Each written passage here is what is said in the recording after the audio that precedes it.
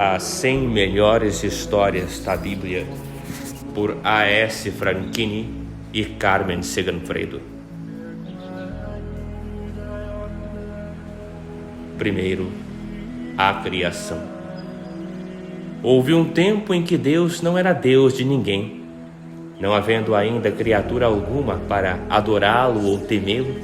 Deus só era Deus de si mesmo, pois nada havia no universo a não ser Ele próprio. Houve, é certo, a partir de certo instante, os anjos e o caos, tão antigos que pré-existiram ao mundo, mas não a Deus, que é a tudo anterior. Pois somente Deus é eterno, somente Ele verdadeiramente é, para trás e para diante, antes de tudo e para além de qualquer coisa. Para sermos mais exatos, Deus era Deus, mas não ainda o Senhor, pois para que haja um Senhor, é preciso que haja um servo. Não sendo assim, Senhor de quem ele seria? Deus, contudo, já era desde sempre todo-poderoso, porque fazer e desfazer, ou mesmo deixar de fazer, para ele é sempre tudo o mesmo. Sendo então todo-poderoso, houve um instante indeterminado no qual Deus, decidido a fazer uso de seu poder absoluto, quis que houvesse no universo algo mais além de si. Algo que estivesse submetido a Ele e ao qual pudesse retribuir a adoração, cumulando-o de bênçãos.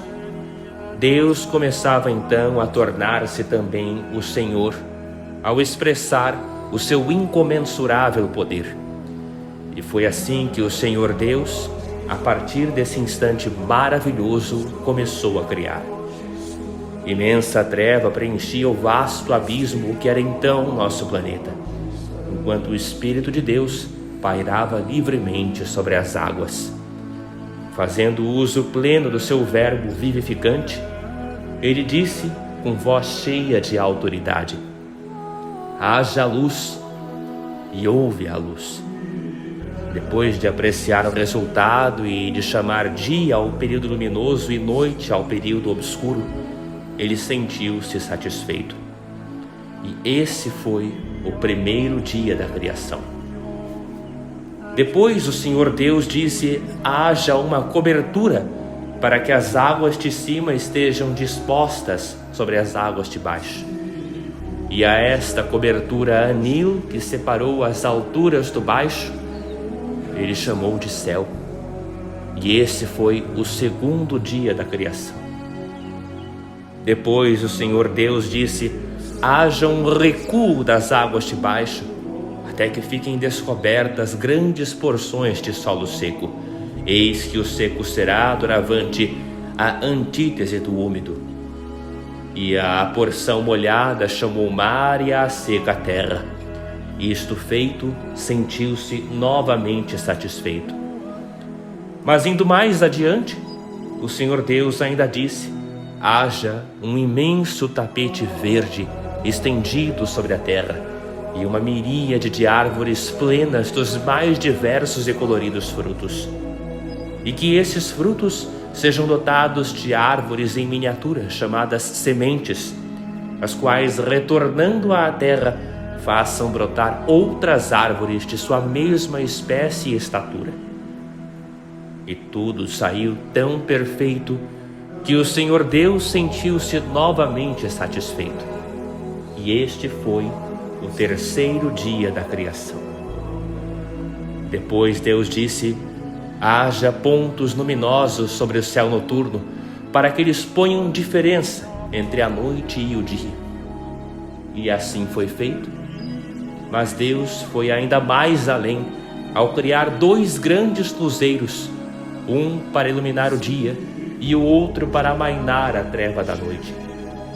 E se já antes havia criado a luz, nem por isso Deus foi redundante, pois ninguém há que saiba qual intensidade tinha aquela luz primeira, ou mesmo a que luz específica ele se referia. Ao farol do dia o Senhor Deus chamou de sol, e ao farol da noite chamou de lua, os quais haveriam de servir também de marcos fixos para o calendário, com os seus dias, meses e anos. Houve, como se vê, motivos de sobra para que Deus se sentisse novamente satisfeito. E esse foi o 4º dia da criação. Depois o Senhor Deus disse: haja vida sob e sobre os mares, de tal sorte que o ar e o mar se viram infestados de seres vivos dotados de respiração. E como pela primeira vez se visse diante de seres vivos, dignou-se a lhes dirigir a sua bênção, expressão mais suave do seu divino verbo. Espalhem-se, multipliquem-se à vontade sobre os mares e sobre os ares. E esse foi o 5º dia da criação. Depois o Senhor disse: haja vida também sobre a porção seca, antítese da úmida, que ela se manifeste em diferentes espécies e que estas se reproduzam com a mesma facilidade dos seres do mar e dos seres do ar. Surgiu então quantidade quase infinita de seres irracionais, de tão perfeita constituição, que Deus se permitiu novamente declarar-se satisfeito. Mas como este fosse o último dia antes do 7º, e o Senhor estivesse verdadeiramente entusiasmado, antes de ter encerrado a criação, resolveu ainda criar um derradeiro ser, o melhor que de suas mãos saísse, ao qual deu o nome de homem. Então disse a si mesmo: seja ele feito à minha imagem e semelhança. Com o que, guardadas as infinitas proporções, temos hoje uma vaga ideia de como deve ser aquele que nos lançou à vida.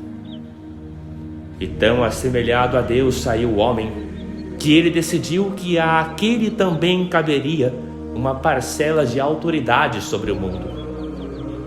E foi assim que o Criador submeteu ao império do homem todas as demais criaturas, tornando-o destarte também um pequeno senhor, guardadas as infinitas proporções.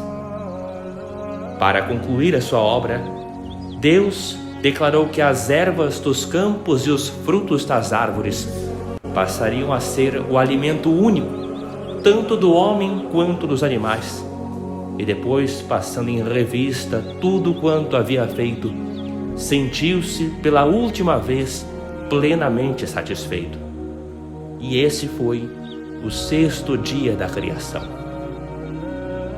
Finalmente chegou o último dia da criação, que o Senhor Deus consagrou inteiro para o seu merecido descanso. E esse 7º dia, calmo e sereno e manso e infinitamente aprazível da criação, foi já também o 2º dia da conturbada história humana.